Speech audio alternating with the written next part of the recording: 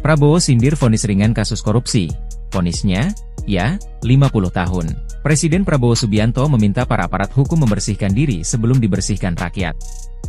Sebab, kata Prabowo, rakyat Indonesia bukan rakyat yang bodoh.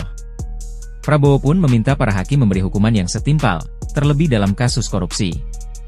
Bila sudah jelas melanggar dan kerugian negara mencapai triliunan rupiah, hakim tidak boleh menjatuhkan vonis ringan.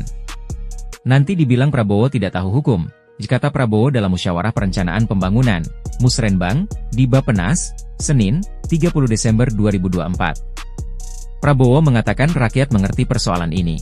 Ketika ada korupsi ratusan triliun rupiah dengan vonis ringan pun, rakyat mencurigai koruptor itu dipenjara dengan fasilitas AC hingga lemari es.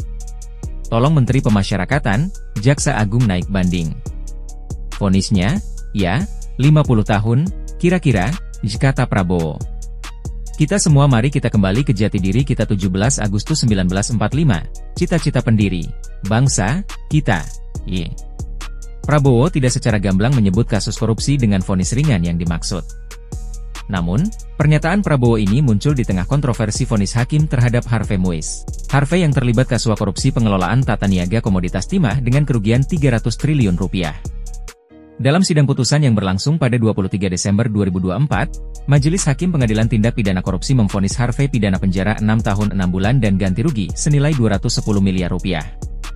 Jika tidak dipenuhi dari harta bendanya, maka diganti dengan pidana penjara selama 2 tahun.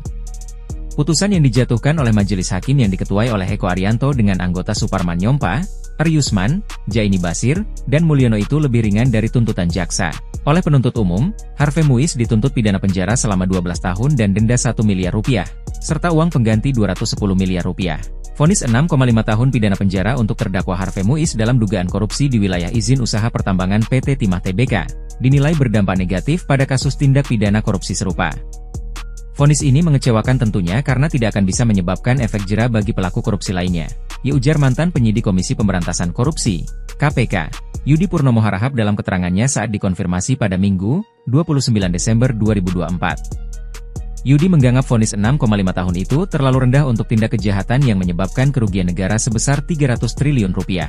Menurut Yudi, hukuman penjara yang dibacakan oleh Hakim Ketua Eko Arianto itu tidak memberikan rasa keadilan bagi masyarakat.